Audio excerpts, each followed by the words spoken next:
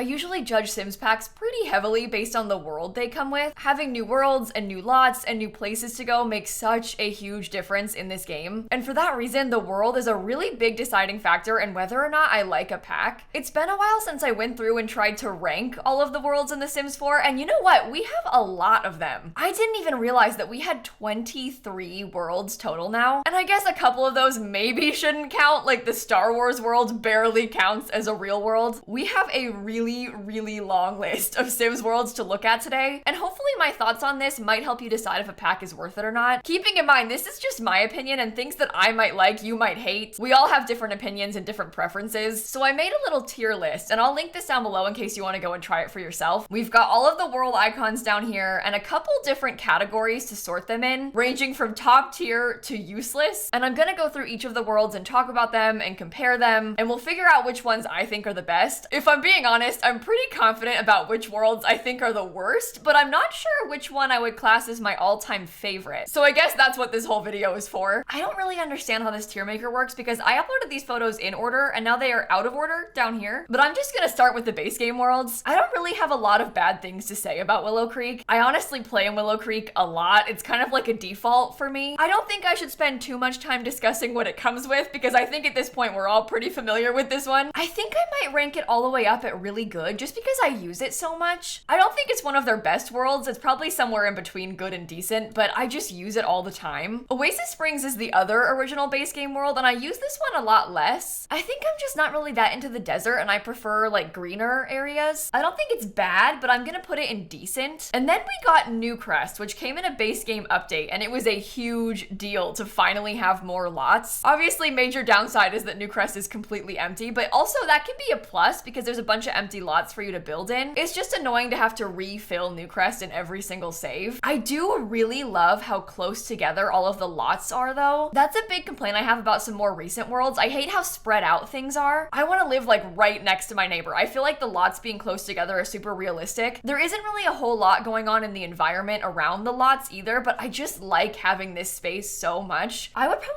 put New Crest up at really good too, but maybe a little bit less good than Willow Creek because it's empty. You can really tell from these icons that New Crest is sort of like an extension of Willow Creek almost. The vibes are very similar of the environment around the lots. And I would actually say the same thing goes for Magnolia Promenade. This is the first pack world. Magnolia Promenade came with Get to Work, and it's basically just like an extension of Willow Creek, but it's like the shopping district part of it. And Magnolia Promenade is kind of a flop world. It only came with 4 lots. There's 3 retail lots and 1 empty lot. This is by far the worst pack world we have ever gotten because it's literally just like one tiny area with 4 lots on it. I never come here. I never use this. I don't even really bother shopping at these stores either, so it just is kind of an afterthought for me. I think if we didn't have Magnolia Promenade, I probably wouldn't even care. Like if it went away tomorrow, I don't think I would miss it very much. It's cute. It's nice to have more lots. It's just so small and so similar to Willow Creek that it doesn't really stand out. Nobody's going out and buying Get to Work because they really want to move to Magnolia Promenade. I'm kind of leaning towards putting this one in useless. It's just objectively one of the worst worlds we have in the whole of The Sims 4. But after Get to Work, we got Get Together, and Get Together has what I think is one of the best worlds in The Sims 4. This is Windenburg, and Windenburg came with 27 lots. This is one of the biggest worlds in the whole game, and I really like this sort of Tudor style of it. I also really appreciate how there's kind of a downtown area, and then within that, there's an older part of town, a newer part of town. There's kind of a countryside. There's even an island. Like, there's just so much going on in this one world. There is just so much happening here. So many places to live and places to go. We've got a couple new lot types, and I think things like the cafe are a lot more useful than a retail store. Windenburg has always been one of my all-time favorite worlds, like top tier. This is the kind of world that I think people would buy Get Together just to have, which is the complete opposite of Get to Work's world. And then we have San Myshuno from City Living, and this one is pretty cool too because it's so different from anything else we have. I've got some complaints about San Myshuno. I really wish that a lot of the apartments were a little bit different. I feel like some of them are way too big, the walls are too tall, but the fact that it has apartments at all, and it has these sort of cool, distinct, different neighborhoods, there's always different events going on. I feel like this world is really fun to play in, and I find myself coming here a lot, even if I don't live in it. And I can't say the same for a lot of the other worlds. Like, I don't just go to Glimmerbrook for no reason, but I do go to San Myshuno all the time. I think San Myshuno is probably also top tier for me. And again, with this one, I think that people do buy City Living just to get at the world because the whole pack's gameplay revolves around the world. There's just a lot of cool things to do, and you know what? I wish so badly that we had apartments in more worlds. Only one other pack came with apartments, and I love playing in apartments, so city living is really high up there for me just for that reason. And then, after a couple of my favorite worlds ever, we have Forgotten Hollow, which is the world that came with the Vampires pack.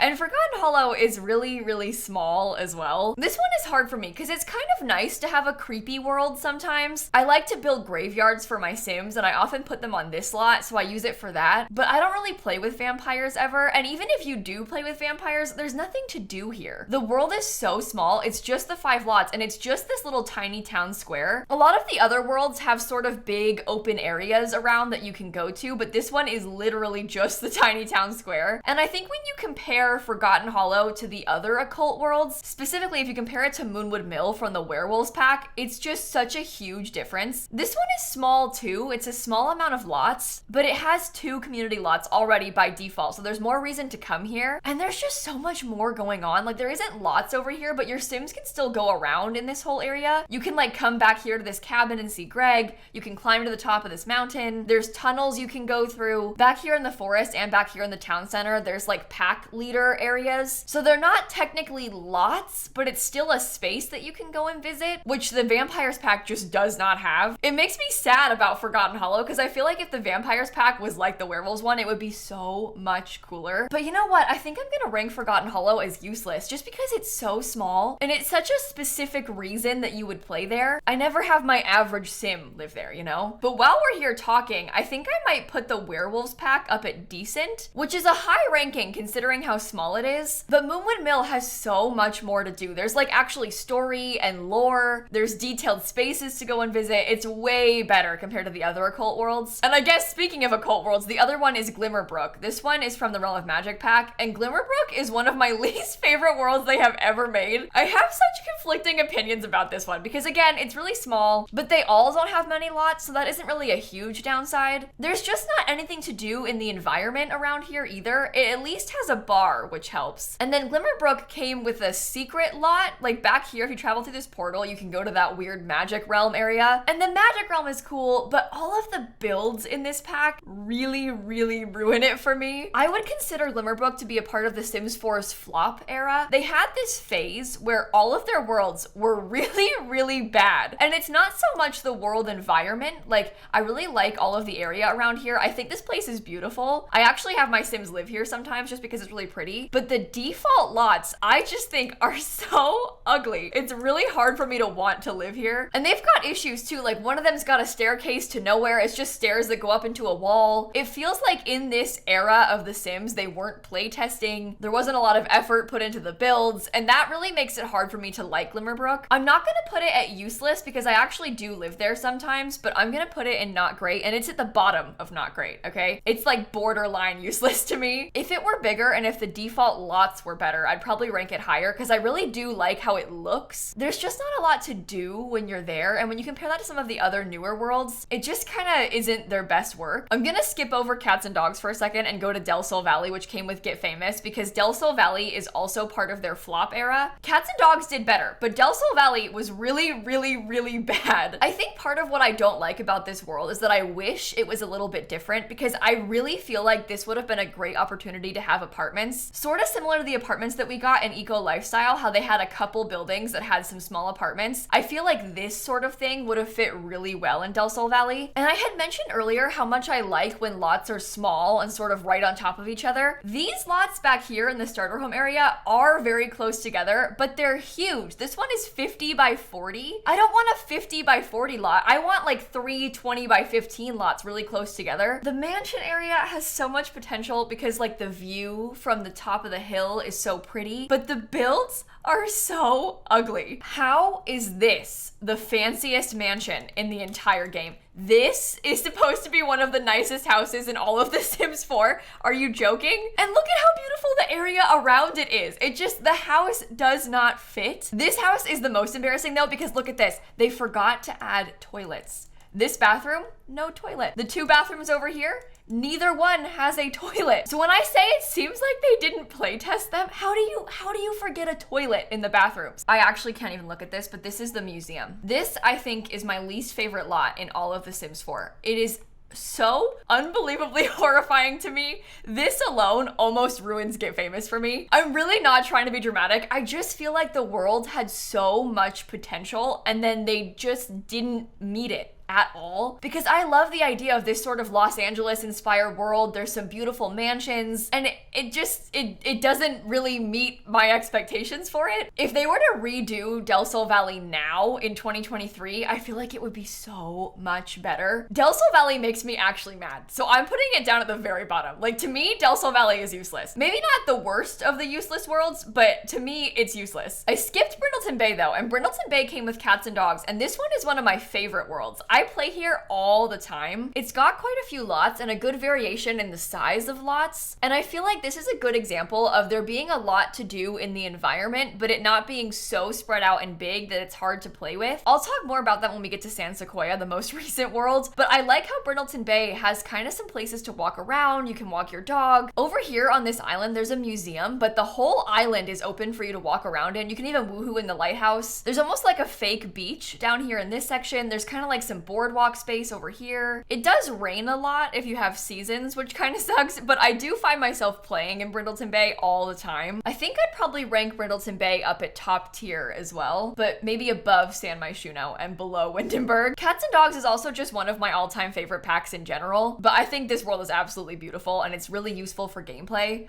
But we're going back into the flop era because now we have Strangerville, and Strangerville has the same problem with the houses being so bad. It's so jarring because the actual environment I feel like is really beautiful, and it's kind of cool how much story they have going on here. The story is also kind of a downside because there's like literally possessed people walking around town, but considering it's a game pack, this is a pretty big world. I mean, this is more than twice the size of Magnolia Promenade that came with a full expansion pack, right? So this is a really nice world to have. It's really cool and it's really detailed as well. This neighborhood I think is just amazing. I love this trailer park section they have, and there's an actual tiny lot inside of it. This plane crash lot is such a cool idea. The sim like lives in a bunker underneath the plane. Great concept, right? The problem is it doesn't function. Your Sims can't cook on this corner counter. They can cook on corner counters. This one is just not angled right, so they can't cook on this corner counter. And there's a fruit bowl on the only other counter. So your Sims literally cannot cook here. If this fruit bowl was here, it would be fine, but it's here instead. So by default, your Sims can't cook. And this kind of thing, these like little details, the forgetting of toilets, the broken counters, this stuff really bothers me because I play The Sims a lot and I know what the problem is. I can see the issue, I can fix it. But I think the average Sims player, some kid maybe who got The Sims for their birthday, if they came in here and tried to play in this really, really cool plane crash house, they might not be able to figure out why it doesn't work. So it might seem like I'm complaining for no reason, but honestly, it really bothers me how they would sell this pack and ship this world that doesn't work or is objectively bad. This is kind of funny too. This is one of the base game starter homes, just with some new paint colors and some new columns. This really bothered me when it first happened. I was really mad. They like slightly refurnished an existing base game starter home. And I get it because they were using some of the other shells. It matches the neighbors' houses, but come on. This was also pre-console having access to the gallery, so people couldn't really easily replace it or get new things. And you shouldn't have to replace it or get new things. You're buying this pack because you want a new world and you want to have new stuff, and then they're just reusing a base game starter home. Everybody has this twice now. I will say, I like how close it is to the other lots. This part of the town where it looks like everything's quite close together, this is a good example of me not being that bothered by shell houses. Sometimes they bug me, but I like this starter home neighborhood a lot. Strangerville, I am putting you up at not great. I like how big it is. I like the environment. It's just so hard. The world itself, the actual gameplay features of the world, the new lots aren't good.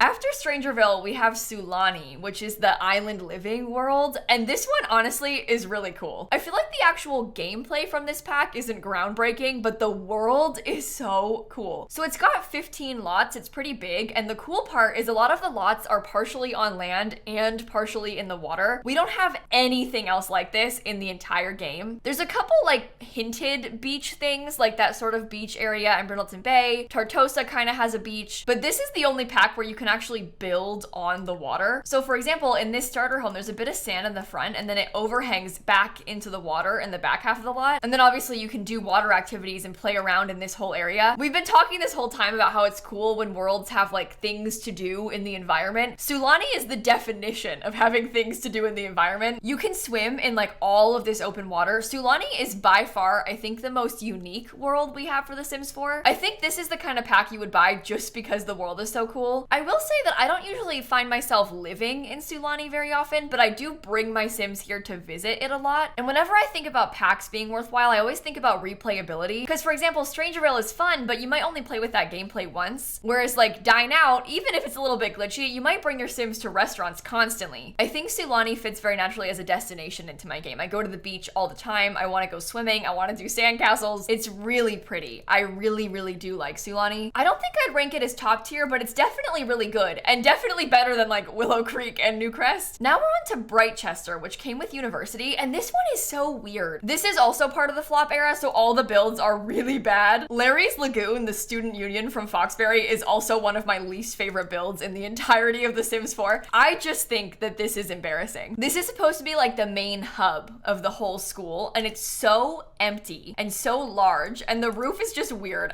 This could have been done so much better. But then all of this out here, like the university campus itself, is so cool. I also think the storyline here with the two rival universities is really fun. We have the more modern Foxbury Institute and then the really old traditional University of Brightchester. There's kind of a downtown with a library and a bar. They also brought back the Pleasant family from some of the older Sims games. But this world, to me, is so specific for when you're playing university. I don't come here outside of that. Like if I don't have a Sim enrolled in college, I'm not going to be hanging out in Brightchester. So while it's good for the purpose it serves, I don't think that in comparison to all of the other worlds, it's like one of the better ones. I'm kind of torn between decent and not great, but I think I might put it in not great just because the builds, I had to rebuild everything to even play with it. All of the middle packs for The Sims 4 suffer from that problem. And then there's Evergreen Harbor from Eco Lifestyle, and this one's kind of cool because it has these features where you can actually change the world. You can vote in these neighborhood action plans to update the town,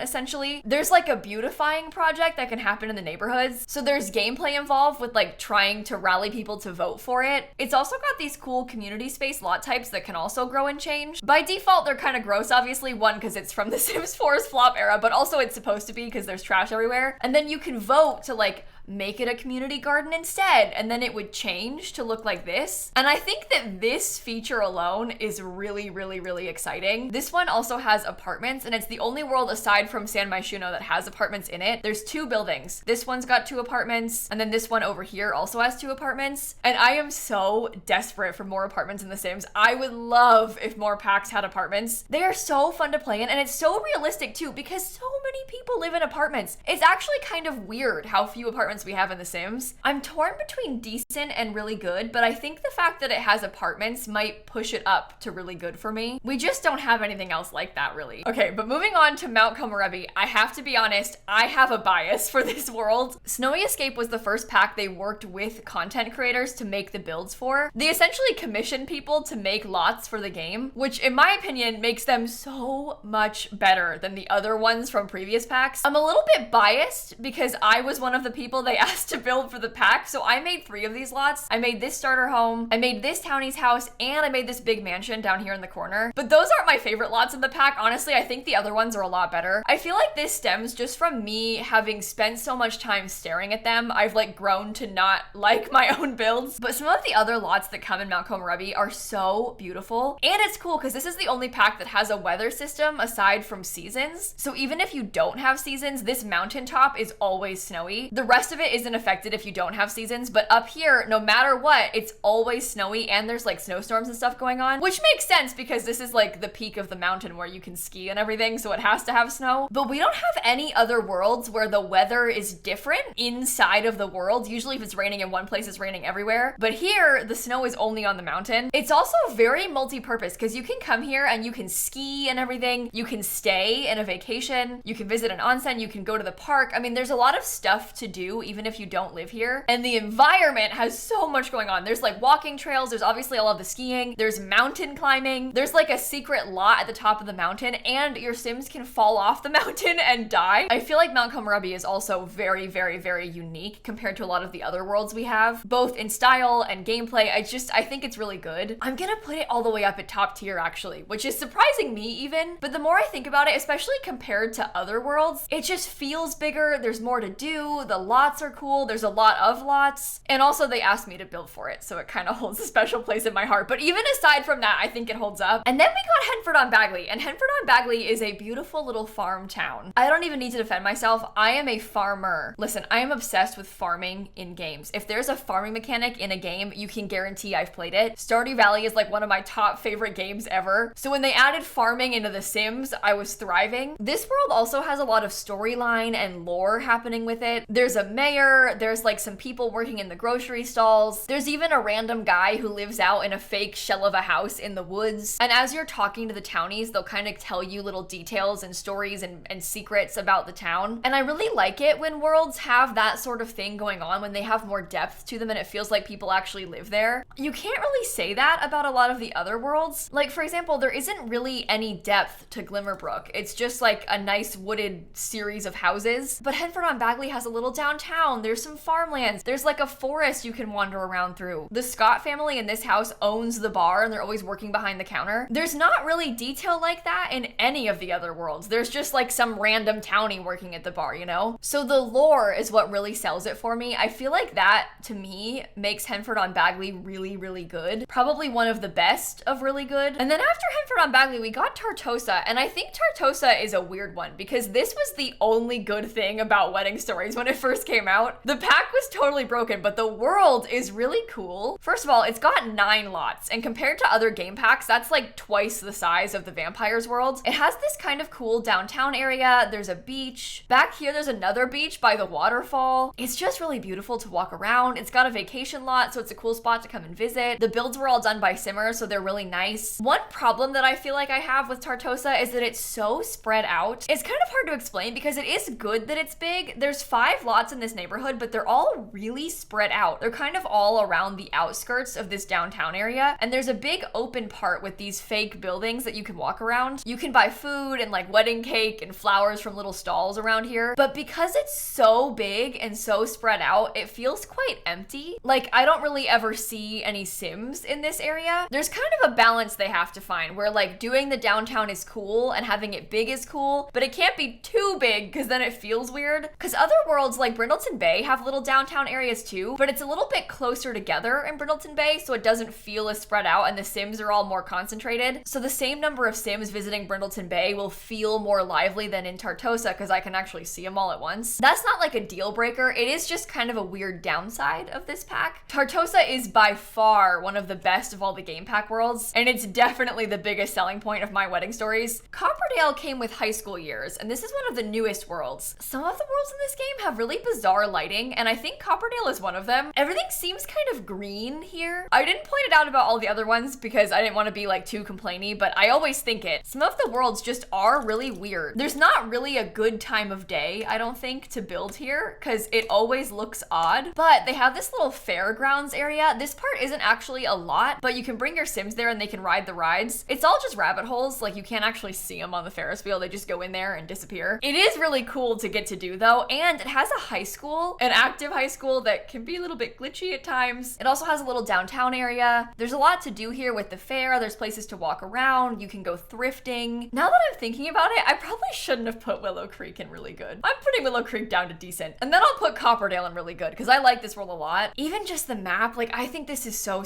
pretty. And then after Copperdale, we got San Sequoia, which came in the most recent pack, Growing Together.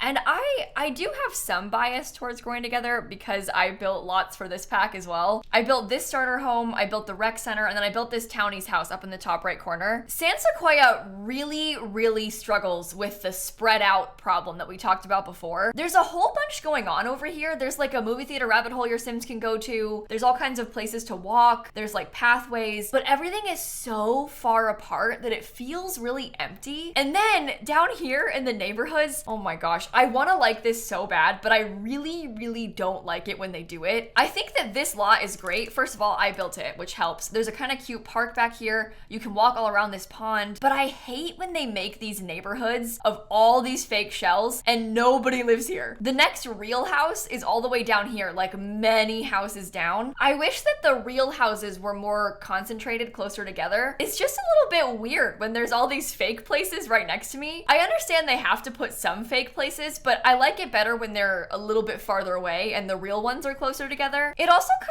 of, I think, traps you in a bit of a build style as well, because you've got 10 houses that all look the same around you. It's kind of hard to build something there that doesn't look like that. Obviously you can, but to me it just feels like it's out of place. So I like Sequoia. I like the builds. I like the style of it. I love the different neighborhoods. And this is such a bizarre criticism, but I almost wish it were a little bit smaller. Not less lots, but like the open world I wish was a little bit smaller. I know, I sound ridiculous saying that. Imagine wishing for less space. Sequoia just isn't one of my favorite places. I've been playing it a lot recently because it's new, but I'm only gonna put it at decent. I thought I would like it a lot more. It just really hasn't cemented itself as one of my favorite worlds. We've got 3 worlds left though, all 3 of the vacation worlds. And I saved these for last because they're just not gonna be up high, are they? You can't even live here if you wanted to. The first one is Granite Falls, and this one came with outdoor retreat. It's a camping space. There's 2 neighborhoods. There's kind of like a national park in the back that's all just trees you can walk around. There's also a secret lot you can get to from here. And then there's 5 little camping sites kind of in a circle around this trail. A few cabins and like an empty campground. For what it is, it's pretty good. It's got a decent number of lots. There's lots of trails to walk around. There's bugs to collect. There's just not really that much to do because, I mean, you've come here to fish and like garden basically. So there's a lot of fishing spots. There's a lot of grills and fire pits, but nothing really groundbreaking happens in Granite Falls. It's pretty. I like the concept. I have some fond memories of it too because it was the first pack for The Sims 4, so I was like obsessed when it first came out. But I think in hindsight, I'd probably rank it at not great. It's fine. It does the job. It's just not really high up there, you know? And then we got Selva Dorado with Jungle Adventure, and this one you can already tell is a lot more interesting. There's this really cool gameplay feature where you can travel through these gates and then try to explore different parts. You see all the question marks that are popping up? You can get there by exploring. They're like hidden lots essentially, and there's temples you can explore, and they're different on different trips. You can find all these artifacts in them. It's kind of similar to World Adventures in The Sims 3, just a little bit, but this is way more interesting. There is way more to do in this world. I also find the style of this pack to be so pretty. I love building with Jungle Adventure. No, we're not talking about the pack, but like Jungle Adventure, just the vibes of it, in my opinion, are really good. Saying that, I'm not gonna put it at really good. I'm probably gonna put it at decent because it's only a vacation world. All you can do is vacation there. That's like the major downside of it. But when you do go to it, I feel like it's pretty fun.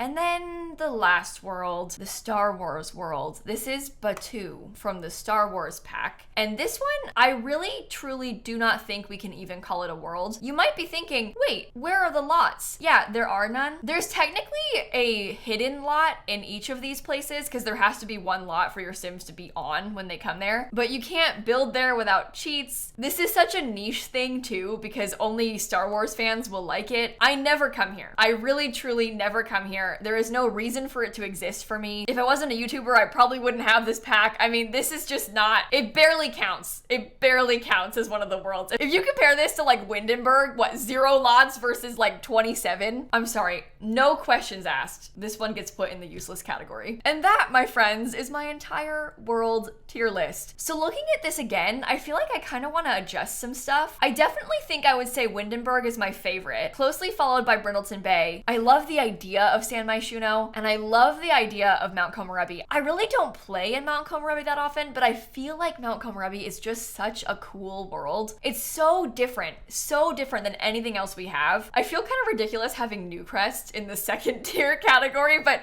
I use New Crest a lot. Maybe I'll put it at like the back of the second tier category, because I would say Henford on Bagley could be top tier, but not quite. Same with Copperdale, same with Sulani. Okay, I think I'm happy with this ranking. I have been rambling about Sims worlds for so long, so I'm sorry that you had to watch this whole video. Hopefully it was helpful if you've been thinking about buying any of these packs. I've done quite a few other ranking videos for The Sims 4. I've ranked all of the packs, so I can link that down below if you want to watch those and hear more thoughts on which packs I think are worth it. This video was more just about the worlds. I'm also going to link this tier list down below in case you want to go and try and make one for yourselves. I'd be so interested to hear what your favorite worlds are, because obviously we all probably have pretty different opinions. I mean, some things are pretty obvious. Some worlds have 27 lots and others have 0, so I think we're probably going to have some pretty similar rankings for those. But I'm curious about the other ones, like all those middle ones. Where would you put them? Tell me in the comments what your favorite and least favorite world is. How about that? And I'm gonna catch you all tomorrow. Okay, bye everybody.